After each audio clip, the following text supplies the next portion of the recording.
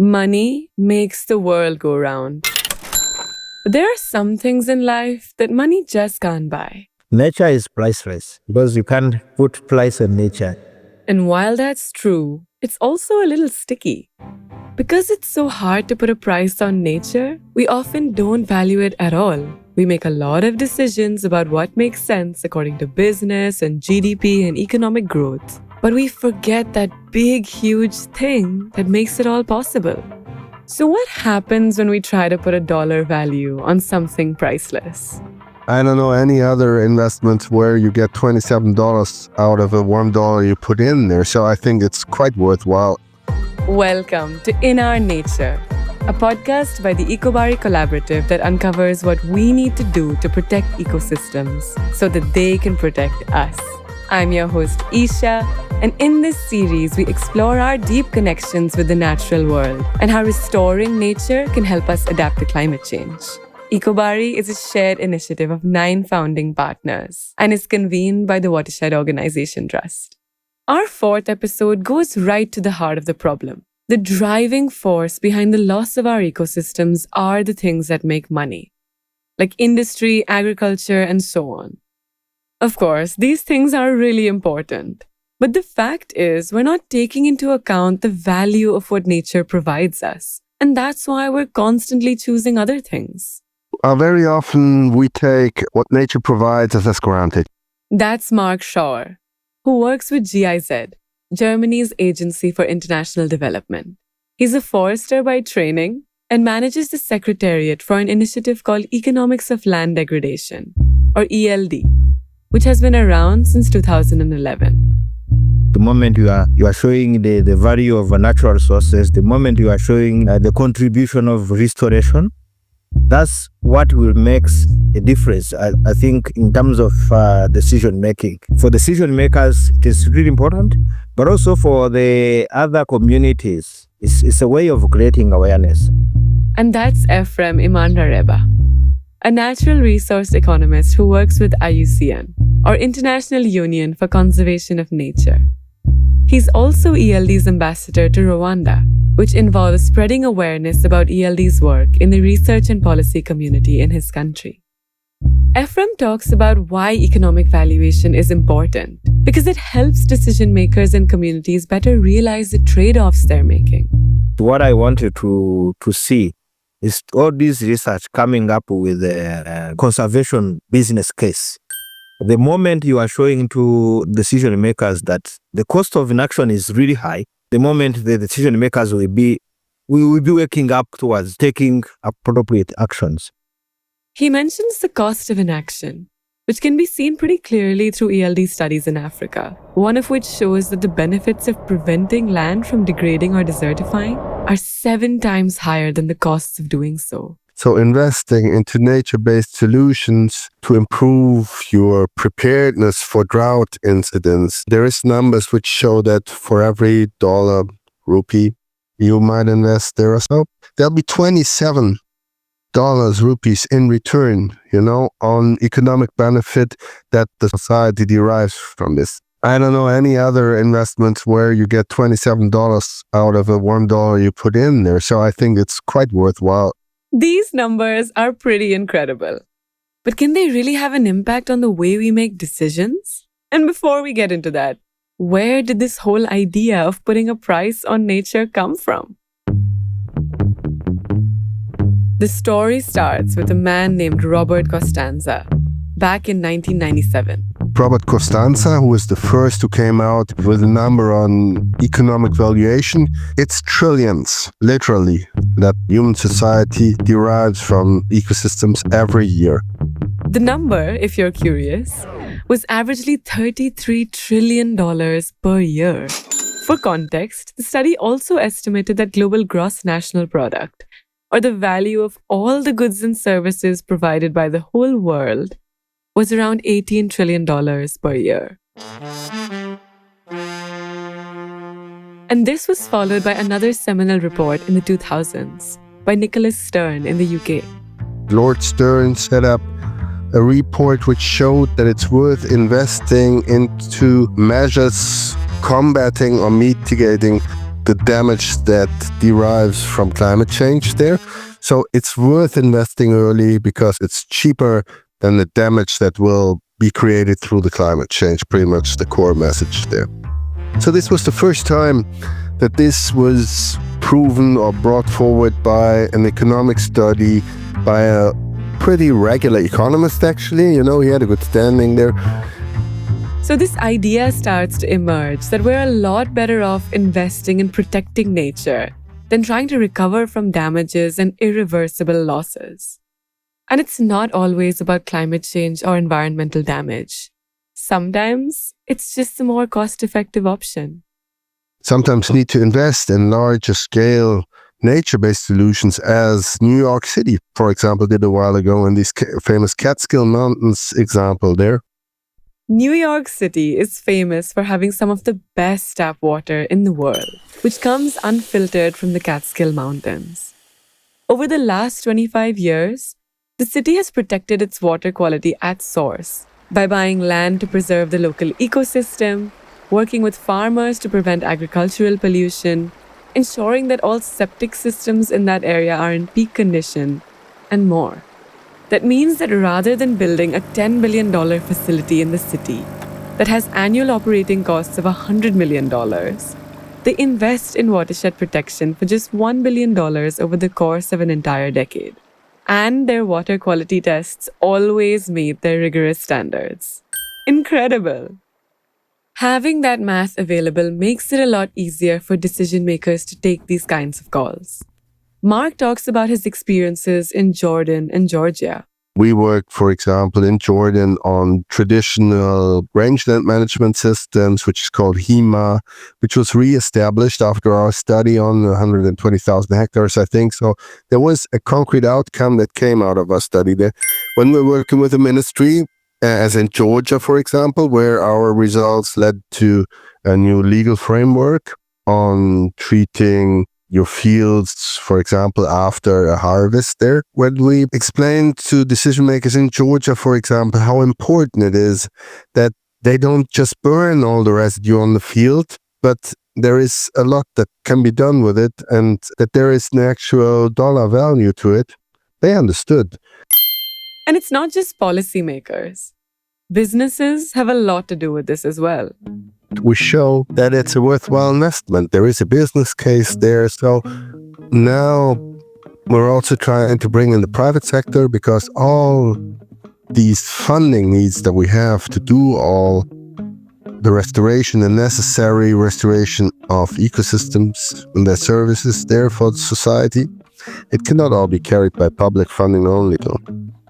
Mark gives the example of how healthy ecosystems can make some businesses more efficient. For example, hydropower.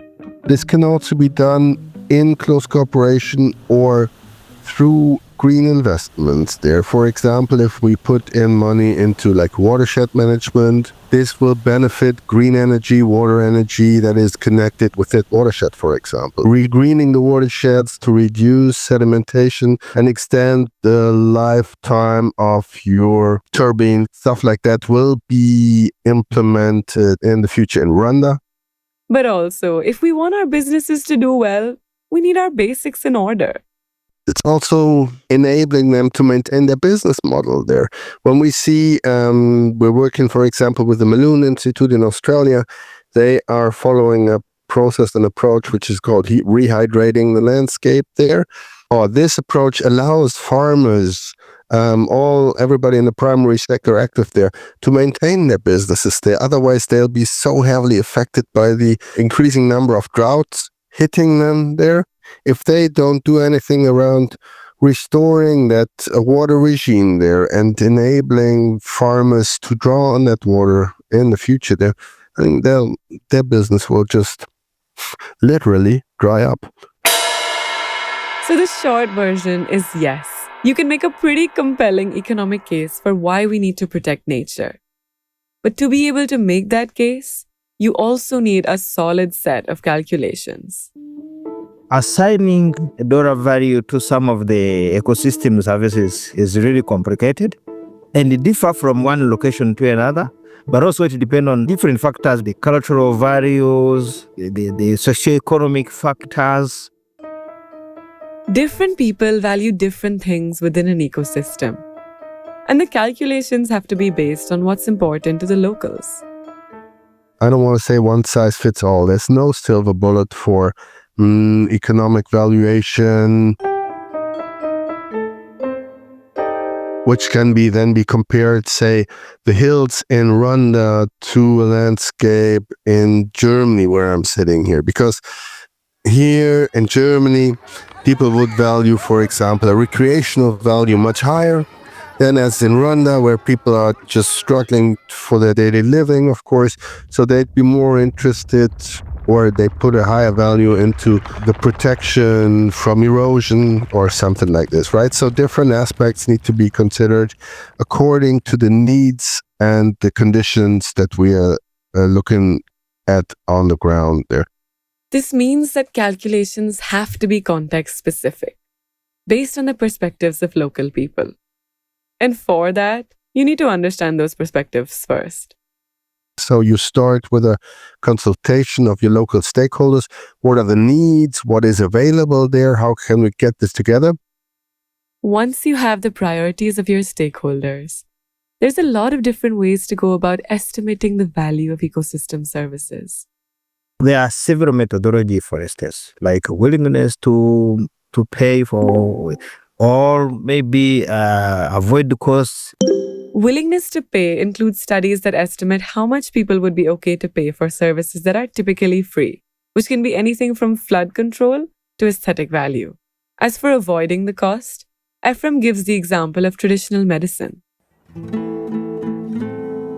In the past, our parents used to have to cure themselves using traditional medicines. And nowadays, we are having tablets. So the cost of money, if someone is getting flu, if someone is getting maybe something really simple, the amount of money we are spending on different tablets, when you compute them, those are the value of those traditional medicine that are not there anymore because of climate change, because of different factors. So if you could use medicines that grow for free in your local ecosystem, rather than buying medicines from the store, you could count that as an avoided cost. Let's say hedonic pricing, for instance, which is another methodology we are using to associate ecosystem services that are directly linked to infrastructure. This one applies across the entire world. If you are going to rent a house with a garden, comparing to the house with a paved ground, the price will be different. Property value is typically higher when there's nature around, and that's another factor to account for. When you look at the travel cost method, for instance, I'll give an example of Rwanda. So tourism is most important income generating activity. People are traveling across the world just to come to Rwanda to visit mountain gorillas, for instance, at higher cost, very expensive. That itself, it shows how much people are attributing to mountain gorillas as a flagship species of the country. When you look at how much people are traveling, people staying in the city, are traveling towards coastal area. Instead of just having parties or enjoying around in the city, they are just spending a lot of money. Those are the values of that ocean. And tourism, of course, generates revenue and is often linked with nature. There are also other methodology that we are using to estimate the value of direct benefits like marketplace. Those are the provisioning services. Because we know the cost of water, we know how much timber could cost. Those are direct values where. Then there's the actual cost of things that come from nature which you can sell, like wood or pharmaceutical products. Those are called provisioning services in ecologist lingo. There are a whole lot more methodologies as well, but this should give you a gist. Although Ephrem says most of these only account for direct values, things that we've already sort of quantified. Indirect values, they are very difficult to quantify, and then they are very important. If you say soil formation, for instance, how can you associate dollar value to soil formation? How can you associate a dollar value to some of the factors, pollination, for instance? Indirect values are usually different kinds of ecosystem functions. like water purification, pollination, and temperature regulation. We can't live without them, but they're also really, really hard to put a price to. That means most of our calculations don't actually account for the full value of nature. Whatever we are doing, we are trying to associate economic value to ecosystem services, but we are not really estimating the real value of nature. You can't really have the real economic value of ecosystem services. It is always beyond what we can estimate as human beings. Like he said right at the start, nature is priceless. But even if you are calculating for provisioning services, you still get positive figures because restoration or maybe conserving natural resources is not expensive. It's not expensive compared to the benefits. So even without any of those indirect values, we're still getting strongly positive economic benefits in terms of protecting nature. Think about what it would be if we even came close to the full picture. So far, we haven't talked about one of the most important stakeholders in projects that work on protecting and restoring nature. And that's local communities. One of the things I'm seeing for the community that they might be incentivized, first of all, is giving them capacity building. And when I say capacity building, include creating awareness among the communities, because it is really important to use the local situation, what is happening on the ground, live experiences, just to create awareness. Natural resources have a lot of value for local communities, who are usually dependent on them for their livelihoods. So bringing them into the dialogue about protecting nature is crucial. But Ephrem says it's also important to keep their needs in mind. You also have to align this with existing problems. What are the societal problems? What are the challenges on the ground? If they have malnutrition, providing fruit seedlings will be very important. The desires of community. If it's a community that is maybe at a certain percentage, depending on firewood, fast-growing trees are most preferred. The trees, if you are doing agroforestry, trees that are desired in the same area that are not having this high competition to crops are most desired. This helps build their buy-in and willingness to be a part of these efforts. Also, he says, think about different ways to enhance their incomes.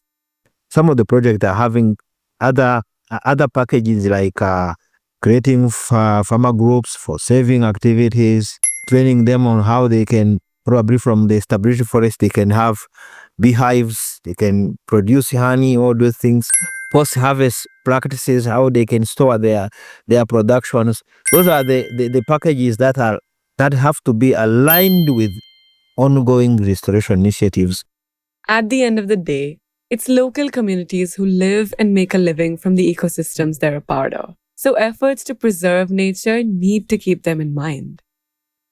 Once you've got all the right people in the room, a solid plan, and compelling findings from the research, there's only one thing left to figure out: communication. I once told my colleagues there that we need to create messages so my mother can understand what I do every day in the office. It has to be brought down to that level sometimes, right? Because not everybody is an expert. There's so many laymen, even on decision-making level there, who do not understand rightly what the impact is and the size of the benefits, the sheer size of these benefits we derive from natural ecosystems and their services to society or to business. And that's the most important thing, the reason ELD is doing what it's doing. We are not producing our scientific results, trying to make them as robust as possible, but they need to be suitable for actual decision making there. So we do not want to sit in our little scientific or research ivory tower there, but go out there and facilitate investments, actual decision making there. Going forward, Mark and Ephrem both think there are ways that ecosystem valuation needs to evolve. Something that is really upcoming and could use some more attention is natural capital accounting. So how can we get the value of ecosystems more deeply immersed into state financing there? It would be better acknowledged in that context, and also, has effect on all decisions that are being taken there if the environment, the services provide is seen as a natural capital, as an asset that we deal with. That could certainly be something that we should all look more into it. I think we also need to think about how we can stretch our minds towards those complicated ecosystem services. Because with the technology, with artificial intelligence, so many things evolving, we really need to go beyond provisioning services. So there's a need to think deeper about how we put a price on those indirect values and start including the wealth of our natural capital into national and state budgets so that they're a part of every decision we make. As always, there's also the need to do a little bit of soul searching. This guy, his name is Aldo Leopold, and he said, "We abuse land because we see it as a commodity belonging to us.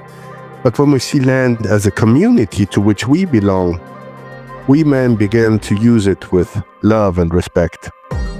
Thanks for listening to In Our Nature. If you like this episode, please share it far and wide to help us get the word out there. We're super grateful for your support and your attention. EcoBari stands for Ecosystem-Based Adaptation for Resilient Incomes. Our collaborative aims to spotlight and enable solutions that build climate resilience and sustainable livelihoods by restoring, protecting, and enhancing nature. It's a shared initiative of 9 founding partners with diverse areas of expertise, including rural development, action research, sustainable finance, nature conservation, and policy engagement. To learn more about EcoBari, visit our website at www.ecobari.org.